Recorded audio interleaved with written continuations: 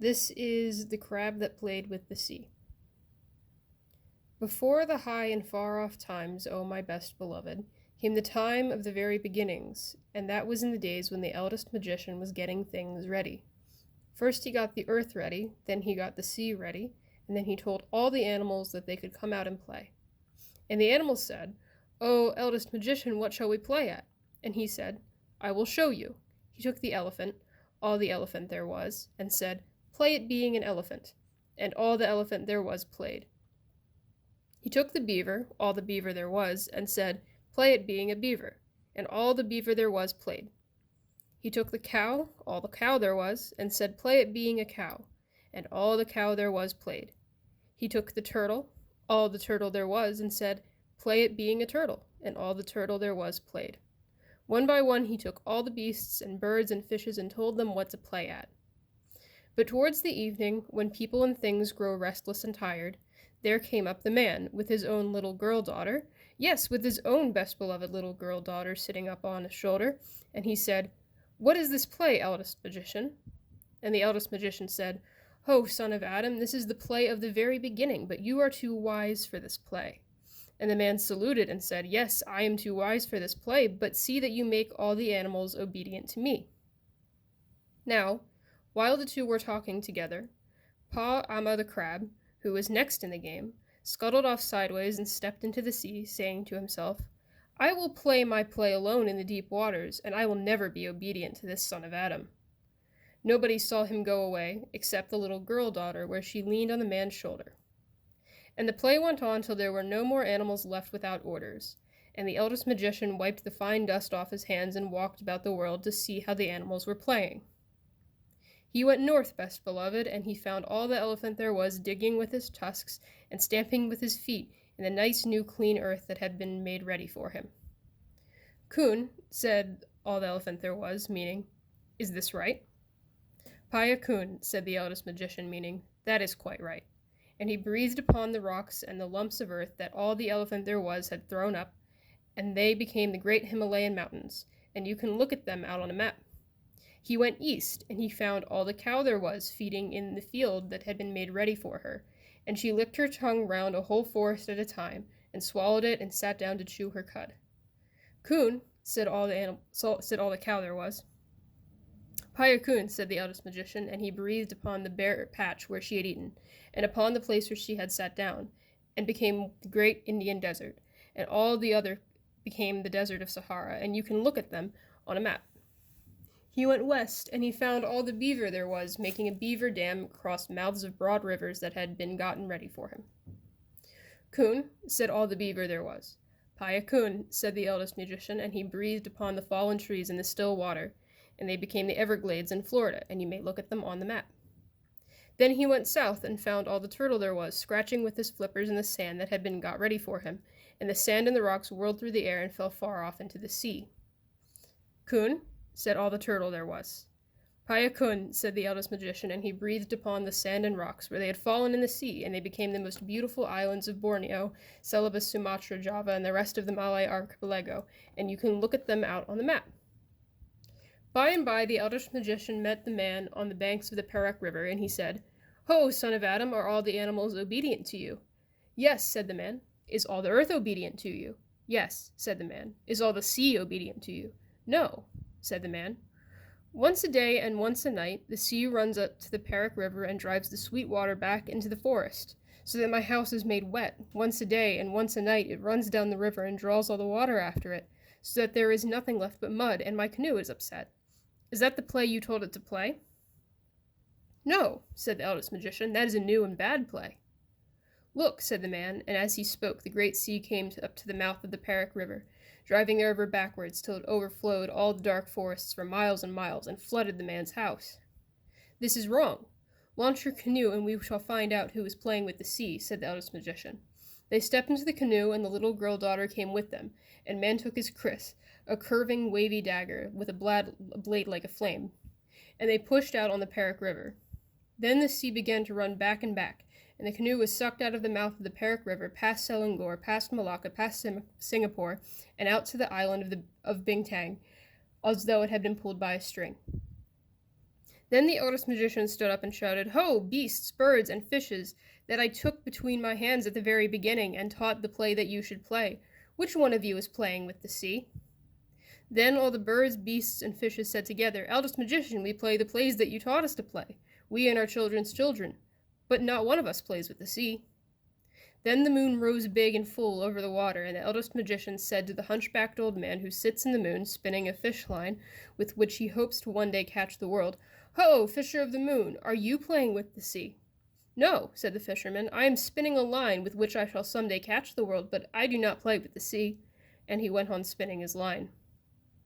Now there is also a rat up in the moon who always bites the old fisherman's line as fast as it is made, and the eldest magician said to him, "Ho, rat of the moon, are you playing with the sea?"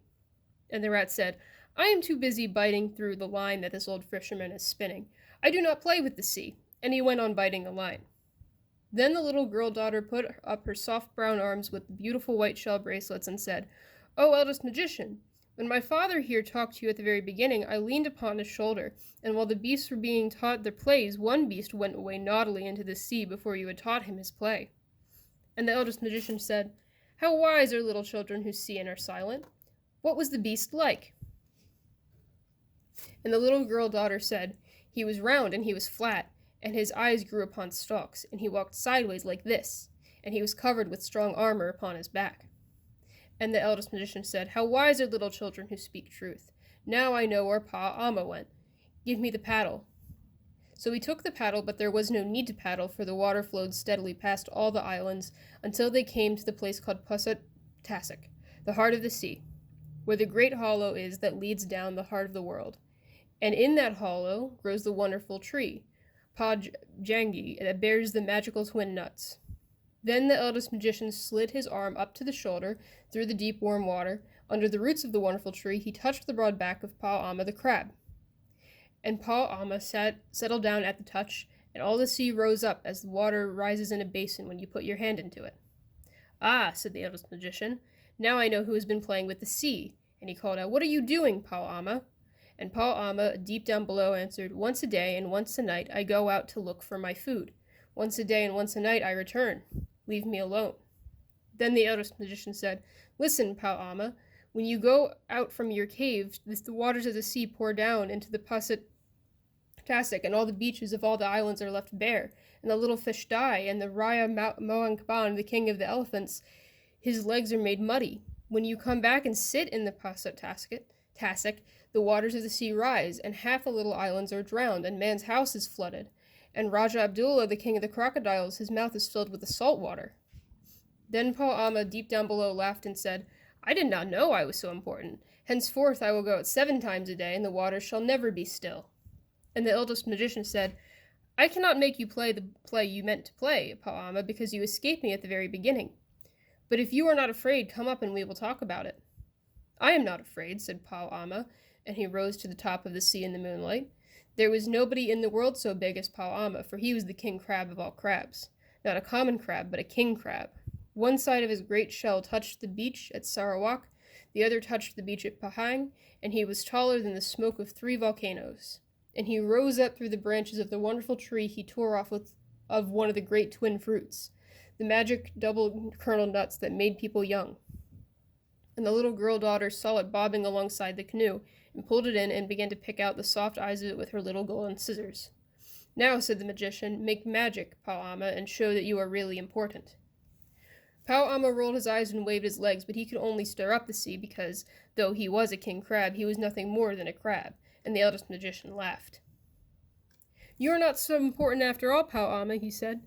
"Now let me try." And he made a magic with his left hand, with just the little finger of his left hand. And, lo and behold, best beloved, Pa Amma's hard, green-black shell fell off of him as a husk falls off a coconut, and Pa Amma was left all soft as the little crabs that you may sometimes find on the beach, best beloved. "Indeed, you are very important," said the eldest magician. Shall I ask the man here to cut you with Chris? Shall I send for Raha Mohang Kaban, the king of the elephants, to pierce you with his tusk, or shall I call Raja Abdullah, the king of the crocodiles, to bite you?" And Pa Amma said, "I am ashamed. Give me back my hard shell, and let me go back to Pusat Tasik, and I will stir out once a day and once a night to get my food." And the eldest magician said, "No, Pawama, I will not give you back your shell, for you will grow bigger and prouder and stronger, and perhaps you will forget your promise, and you will play with the sea once more." Then Pawama said, "What shall I do? I am so big that I can only hide in the Pusat-tastic, and if I go anywhere else, as soft as I am now, the sharks and the dogfish will eat me. And if I go to Pusat-tastic, all soft as I am now, though I may be safe, I can never stir out to get my food, and so I shall die." Then he waved his legs and lamented. "Listen, Pawama," said the eldest magician, "I cannot make you play the play you were meant to play, because you escaped me at the very beginning. But if you choose, I can make every stone and every hole and every bunch of weed in all the seas as safe as Pusat-tasket for you and your children for always." Then Pawama said, "That is good, but I do not choose yet. Look, there is that man who talked to you at the very beginning. If he had not taken up your attention, I should not have grown tired of waiting and run away, and all this would never have happened. What will he do for me?" And the man said, "If you choose, I will make a magic so that both the deep water and the dry ground will be a home for you and your children, so that you shall be able to both hide on the land and in the sea." And Pawama said, "I do not choose yet. Look, there is that girl who saw me running away at the very beginning. If she had spoken then, the eldest magician would have called me back, and all this would never have happened. What will she do for me?" And the little girl daughter said, "This is a good nut that I am eating. If you choose, I will make a magic, and I will give you this pair of scissors, very sharp and strong, so that you and your children can eat coconuts like this all day when you come up from the sea to the land. Or you can dig a Pusat-tasket for yourself with all the scissors that belong to you, and there is no stone or hole nearby. And when the earth is too hard, by the help of these same scissors, you can run up a tree." And Pawama said, "I do not choose yet, for, as all soft as I am, these gifts would not help me. Give me back my shell, O eldest magician, and then I will play your play." And the eldest magician said, "I will give it back, Pawama, for 11 months of the year. But on the 12th month of every year it shall grow soft again, to remind you and all your children that I can make magics, and to keep you humble, Pawama, for I see that you can run both under the water and on land, and you will grow too bold. And if you can climb trees and crack nuts and dig holes with your scissors, you'll grow too greedy, Pawama." Then Pawama thought a little and said, "I have made my choice. I will take all the gifts." Then the eldest magician made a magic with the right hand and all 5 fingers on his right hand, and lo and behold, best beloved, Pawama grew smaller and smaller and smaller, till at last there was only a little green crab swimming in the water alongside the canoe, crying in a very small voice, "Give me the scissors!" And the little girl daughter picked him up in the palm of her little brown hand, and sat him in the bottom of the canoe, and gave him her scissors. And he waved them in his little arms, and opened them and shut them and snapped them. And he said, "I can eat nuts, I can crack shells, I can dig holes, I can climb trees, I can breathe in the dry air, and I can find a safe Pusat-tastic under every stone. I did not know I was so important. Kun, is this right?" "Paya Kun," said the eldest magician, and he laughed and gave him his blessing. And little Pawama scuttled over the side of the canoe into the water, and he was so tiny that he could have hidden under the shadow of a dry leaf on land, or of a dead shell at the bottom of the sea. "Was that well done?" said the eldest magician. "Yes," said the man, "but now we must go back to Perak, and that is a weary way to paddle. If we had waited till Pawama had gone out of the Pusat-tastic and come home, the water would have carried us there by itself." "You are lazy," said the eldest magician, "so your children shall be lazy. They shall be the laziest people in the world. They should be called the Malazi, the lazy people." And he held up his finger to the moon and said, "O fisherman, here is the man too lazy to row home. Pull his canoe home with your line, fisherman." "No," said the man, "if I am to be lazy on my days, let the sea work for me twice a day forever. That will save paddling." And the eldest magician laughed and said, "Paya Kun, that is right." And the rat of the moon stopped biting the line, and the fisherman let his line down till it touched the sea, and he pulled the whole sea deep along, past the island of Batang, past Singapore, past Malacca, past Selangor, till the canoe whirled to the mouth of the Perak River again. "Kun," said the fisherman of the moon. "Paya Kun," said the eldest magician, "see now that you pull the sea twice a day and twice a night forever, so that the Malazi fisherman may be safe paddling. But be careful not to do it too hard, or I shall make a magic on you as I did to Pawama." Then they all went up to the Perak River and went to bed, best beloved. Now listen and attend. From that day to this, the moon has always pulled the sea up and down and made what we call the tides. Sometimes the fisher of the sea pulls a little too hard, and then we get spring tides, and sometimes he pulls a little too softly, and then we get what are called neap tides. But nearly he is always careful because of the eldest magician. And Pawama, You can see when you go to the beach how all Paul Amma's babies make little pussetassics for themselves under every stone and every bunch of weed on the sands, and you can find them waving their little scissors, and in some parts of the world they truly live on dry land and can run up the palm trees and eat coconuts, exactly as the girl daughter promised. But once a year, all the Pau'amas must shake off their hard armor and be soft to remind them of what the eldest magician could do. And so it isn't fair to kill or hunt Pau'ama's babies just because old Pau'ama was stupidly rude a very long time ago. Oh yes, and all Pau'ama's babies hate being taken out of their little pussetassics and brought home in pickle bottles. That is why they nip you with their scissors, and it serves you right.